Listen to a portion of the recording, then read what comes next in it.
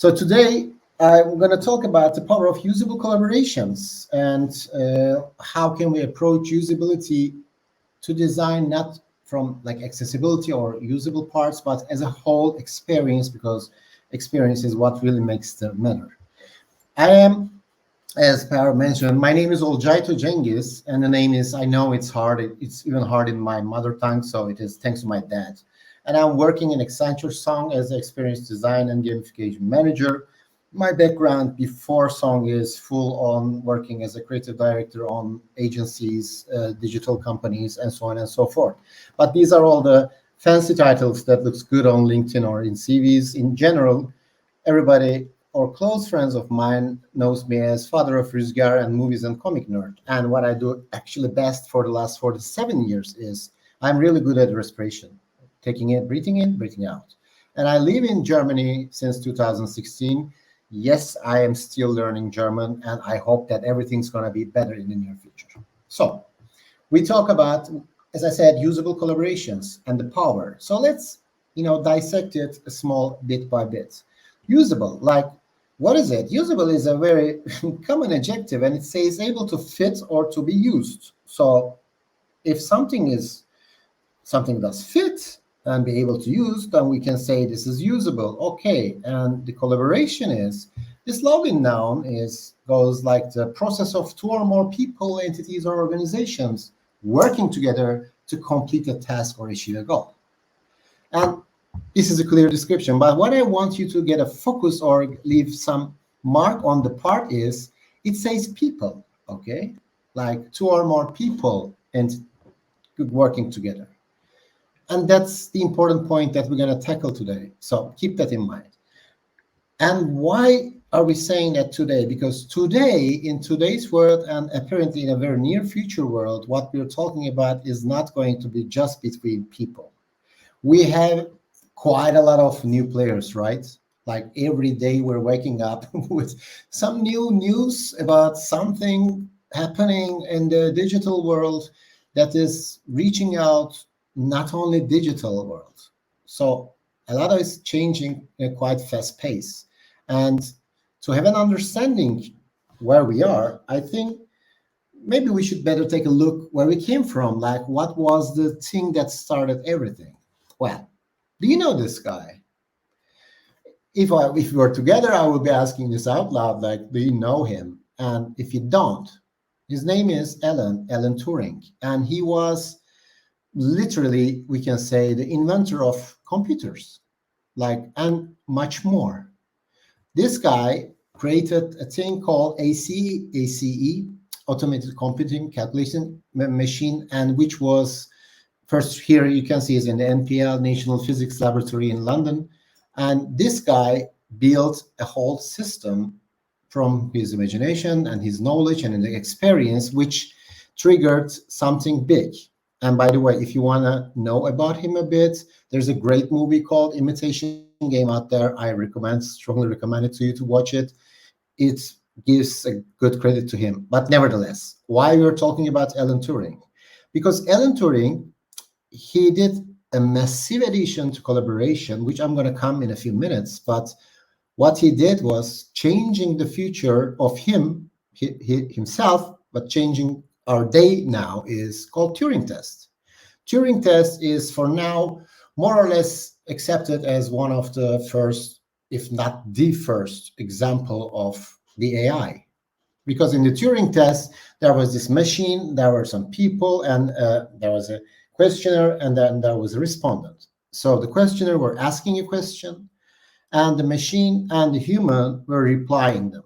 And regarding to that, human is trying to understand if it is human who is replying or if it's the machine who is replying. And the Turing test says that if the questioner cannot understand who is answering, then it passes the Turing test, and it says that this is the high level of machine learning, like high level of artificial intelligence. So these are all triggering and enhancing our experiences.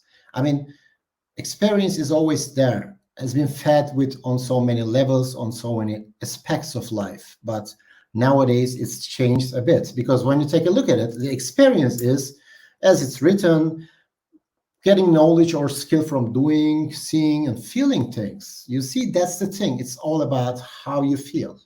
That makes experience so amazing, right? As I always say, it's memories. It's all the experience. Like the memories is a building blocks that made by experiences. But we keep on talking for the experience for a couple of years, right? If you're in from the industry and market with the UX, user experience, and human experience and experience design, it was always there. But you know what? Things are drastically changing again, because the experience we know, or let's say we used to do, has its own rules, right? The UX research, the UX journeys, all the parts. And the most important thing was understanding the human. We used to go with the personas, right? And what was a persona means? It was stating that the persona is, let's say our persona is a male born in 1948, raised in the UK, married twice, lives in a castle, super wealthy and famous.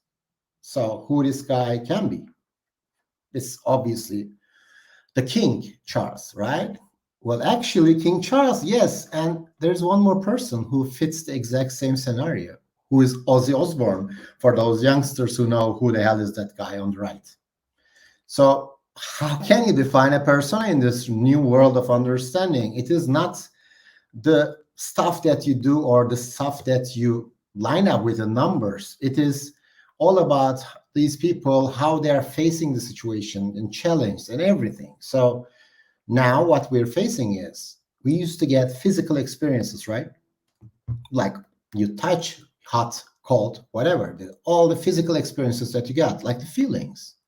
And then here comes the digital experiences that kind of started on a sideline. Like you were in real life and you were going on digital. Back then, in my young years, it was like you were going online and you're going offline, you were going internet, and you were in a real, this back and forth thing. But now the lines has been quite drastically blurred.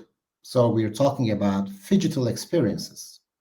So we're talking about a collaboration between physical and digital that is changing the environment and atmosphere and wherever it is. So what is a phygital experience? Well, it is practically, if you combine physical and digital worlds with technology to provide the unique interactive experiences for businesses, customers, that triggers feelings. Now we're talking about phygital experience. It's okay, good, but how did we come here? Like, who started this phygital experience? There can be so many. We can say internet, we can say computers, we can say Alan Turing. It was all there. But one thing really made the difference for the phygital experiences. In some quiet years ago, there was this small object popped up on a stage with saying one more thing. And everything started changing from there.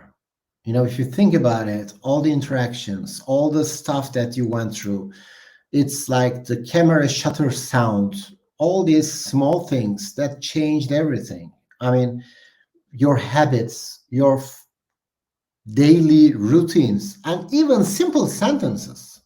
Like if I tell you, if you like the presentation so far and want me to continue, please swipe right, or choose a direction where to swipe. Like has more than one meaning now, and in the core it still gives the meaning, but when you hear or see someone to like something, you may look up for a button to like it.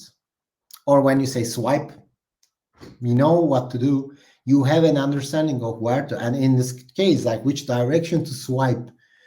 Most of you, for some reasons, knows that if you swipe left, you didn't like it. If you swipe right, yeah, you like it. Continue to go on. So things got changed. The words, the behaviors, the emotions, the triggers keeps changing. And in the beginning, for designers, for experienced designers like us, it was okay. The easiest part was knowing the size of a thumb, right? And I would love to ask you all the size of the thumb. But for everyone who's interested, a regular human thumb size is 72 pixels on width. So if you are doing something on a touch screen environment, machine, interface, you were always keen to think that the clickable area, the buttons, everything has to be 72 pixels. So you see, the collaboration is there, and the collaboration is going interestingly. We're talking about the button on the screen where there is no button actually. There's a button image there, but you're taking it as a button, like the interaction, the size. So things got, started becoming funny. And the funniest thing is, after this, like swipe, like emotions started triggering. Like this is one of my favorite slides that I like to ask face to face. My first question is always, do you think the two screens are same? And second is, do you think there's a feeling in those screens? And you can try this with your friends as well. It's super fun. And more or less everyone agrees that if you see the left screen, well, someone is angry, right? Someone is going like, you did that, you didn't do that. It's just angry, just bursting out. But on the right, there's like more or less, there's a disappointment. Well, it can be as well a love letter too. But, disappointment has like a bleh, saying it one size. So even you don't see who is writing, even you don't have any clue what's this about, by just looking at this, maybe you didn't end up with anger and disappointment, but for sure, when you look at them, you have an understanding or thought of the feeling that it brings on. And after that, when we were doing the digital marketing stuff, it was always easy to understand because like, it's always funny. You can have an understanding of where people look at what we learned it by eye tracking and heat map and, all the location mapping, all the tools. But at the end of the day, you can pretend where people are looking first and last, so we can go for it. Everything was easy. And then this digital screen interaction collaboration with human comes to a whole new concept. Like the interaction that we're having with suddenly became something more than just applying the stuff, the orders or the rules that we ask for. Suddenly it turned into something that you can question the ethnicity or like the decision making. Like a lot of stones started shaking. And because of that, we can say that now there's an AI for that today. As a famous commercial tagline, we can just tune it a bit because right now there's an AI for that, for everything. Well, if for those who knows it, already aware, but for those who's kind of a newbie, it's 7, but more or less we accept it as the 3 stages, as the narrow, general, and super AI. And as you can see on the screen, from like giving the assist, take over specific tasks, going from transferring data to domain, and then the super AI is literally everyone is scared the shit of. And we are now at the right side of the narrow AI. I mean, the journey of the AI is like super interesting if you go deep dive, because it goes like this, and it goes like jumps. Like in this last 2-3 years, we are running to the right side. And I personally believe that we are already touching the general AI, but we're not so showcasing it as a world because it's kind of scary. But if you need anything on AI, there's an AI for that. Like tons and tons of AI tools out there that you can use it, that you can collaborate with it. And the collaboration is important because when you take a look at AI, it's a combination of like machine learning, training data, and human in the loop. The human in the loop, that is the source. That is the source code. That is the Neo in the matrix that we're feeding this monster or angel, however you want to place it. But there is a double side of exchanges going on. And on the training side, I have some positive parts. I have some skeptical thoughts about, because we're kind of feeding it without too much of listening and too much of understanding. We're just wowed and amazed of this situation. And as a result, our famous ChatGPT, I mean, we used to show this when I was doing social media years ago. We used to say that, hey, look, Facebook reached 1 million user in like 10 months, while television takes 33 years, and so on and so forth. Like, we're talking about 5 days. Why? Because it was super easy. It wasn't like the metaverse that you need some goggles and stuff and you need to buy, you need to place. It was just you're going in, basically like typing in Google or any search engine. And as a result, we started feeding, and making the ChatGPT quite smart. He's quite a smart guy. Let's give it to this. And as a result, we are now going for kind of an experienced GPT, right? Because if you ask ChatGPT now, it can tells you the way about what the traffic signs are talking about. It can help you on your homework. It can do your homework. And you can just draw some boxes and it can bring up the code underneath, right down to the code. And that's okay. You say, okay, I'm giving it and it's giving them back. But what's thrilling in a good and bad way is nowadays, like if you ask ChatGPT and say that, hey, you know what, we get a new architectural design. What do you think? What will you name it? And he can come up with a name from a knowledge base. Or you can just show and kind of a drawing illustration and ask for what is happening in this image. What's the meaning? He can define with all about understanding of the image or logic. Or you know what? Like AI cannot go for the emotions and the feelings. I mean, maybe it can't, but if you take a look at it, if you ask ChatGPT like, hey, how about these nuggets? It looks like a world and so on. It can describe the reason of say that it's a joke, or it can go literally defining more of the description and understanding of the joke. So it is one side and thrilling, but on the other side, it's always nice, like, because we're still in a kind of a safe zone, because human factor is a huge factor. Like if you ask AI to design a park, it can give you this in the best way possible. But the human, they think different. They act different, and the reaction is always different. If you give AI and ask that, come on, give me a child toy where I can put it on, where my kid sleeps in a nice music and movement, it can give you something that you think it exactly needs. But the real world might be quite drastically different. But nevertheless, if you ask ChatGPT what are the jobs that are going to be, it can give you a list of 20 jobs about going away, being replaced by the AI system. Well, is this biased? Probably, because it is AI is telling us, well, but keep in mind, this is also learned from the content that we human are putting on the internet. So we really need to think that we are in a collaboration in a good or bad way, but we are feeding it. And there are some people raising the concerns from the beginning. My favorite scientist ever, Neil deGrasse Tyson, he mentioned it. But there was one more guy, our lovely Elon Musk, in 2018 at South by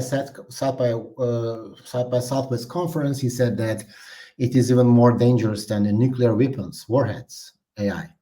And literally 8 days ago, in November 1st, like 8 days ago, he said AI is one of the biggest threats in humanity.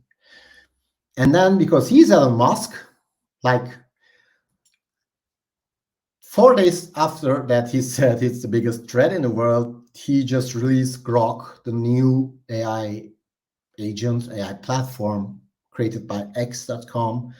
And the AI is making weird jokes and so on and so forth. But like, as the song says, okay, the times are changing and people are trying to adapt. So maybe we can say that, yeah, you were talking about this and you were doing that, but you need to go for it. You need to evolve and understand the evolution.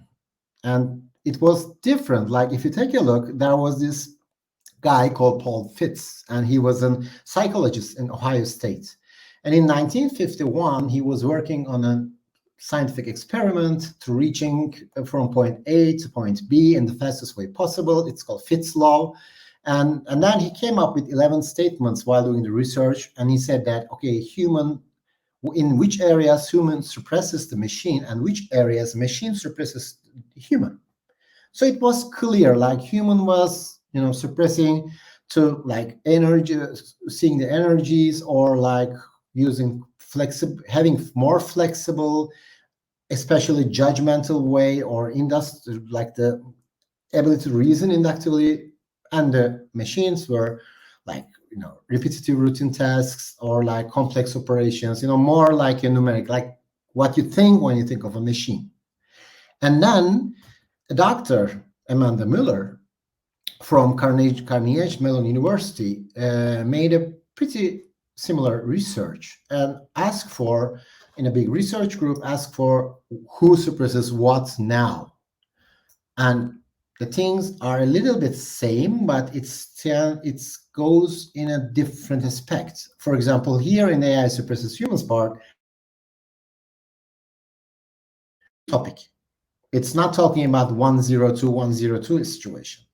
We are still the bias, the judgmental issues, the authenticity, ethnicity, and there are still so many topics are going on, but obviously things are changing. And where we are evolving now is we started talking about the collaborative AI, which is literally, we can say that it just aims at developing the future system where human and AI systems, machine learning system work together.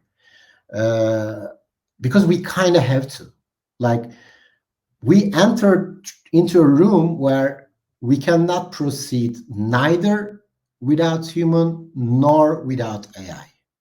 Because if you know the story, it's like the Pandora's box. It's opened, okay? There is no way to put it back. And when I say Alan Turing was the first guy who triggered, he showcased the world what can be happen if human and machines work together. This fella is called, on the left is Enigma.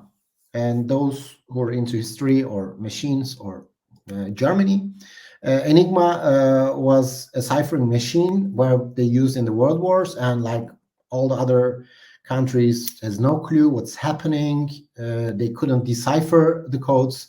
And then Alan Turing comes up and built the one on the right. It's called Victory Bomb. And he just put multiple enigmas, connected together, and started deciphering the enigma codes. He literally changed the world history single-handedly. How? By building a collaboration between human and machines. So the value of collaboration is super important and super clear, okay? Like it helps to reimagine the business processes, AI directory, collecting data, like all the parts. And this research is coming from 2018. There are lots of white papers and notes outside, but just to have an understanding what's coming, you need to just, look around. Like this happened 3 days ago. The guy with the green sweats, he's called Sam Altman. He's the founder of OpenAI, and they just released the GPTs. The OpenAI is releasing a market, and they just released the GPTs where you can actually go there and build your own chatbot in, if not seconds, but in minutes. And a lot of companies who are trying to sell chatbots have some tough time up ahead. So you can do it for yourself even. Like there are tons of topics. I really recommend you to go there and check it out, what's happening, because it is happening. And this workforce future collaboration is obviously bringing two worlds together. At least as a father, I'm trying to balance it in the best way possible with my son, not avoiding, not falling into deep, but it is happening. It is not like it is gonna happen. It is happening. And we are going through, those of us who are living these years are really lucky. I mean, I used to think that my grandma was super lucky because she witnessed the television and the phone and everything. But now just think about us. I mean, as an example, as a case, this GNS Healthcare, years ago, they applied machine learning software for the data in the patient's records and everything. And then they found out that regarding the hypothesis, they kind of started inventing drugs because they noticed some unstructured notes or results. And then a couple of years later, they just released ITIA, who is especially focused on like drug discovery, powered by AI. And if you go and check IBM Watson, like there are tons of examples out there where AI is working together with human and changing literally lives. And as well, on the SAP case, SAP is a long-term partner with my company, Accenture, and now they are applying various type of immersive solutions into it because like, for example, digital twins to understand what's happening, implementing AI that gives the results of using resources in the best way possible, or going through like AI using in the HR to understand the skills and everything that comes with it. So what to do? I mean, there are tons, but more or less we can say, I really recommend you to invest in AI-powered tools. It doesn't matter what it is, but I recommend you to go with your skill set. If it's design, image creation, content creation, coding, whatever, there are tons. There's an AI for that. And use the AI for your personal use as well. And I'm trying to understand, play it around, experimented it. And for usability results, try to implement AI in predictive analytics. In any case you need. And last but not least, definitely stay awake, because as I said, every day, every month, I mean, I gave you the example of Elon Musk. It changed in 4 days. Or like this, GPT is just dropped out of nowhere. The whole OpenAI has a story of 2 years. So it is fast. It is super fast. So friends, what I can say is like, we need to learn, adapt, and evolve, because this is the only way that we can go from here to there. If you want to come up with a powerful collaborations for the enhancing of usability in the experience world. Thank you for listening to me.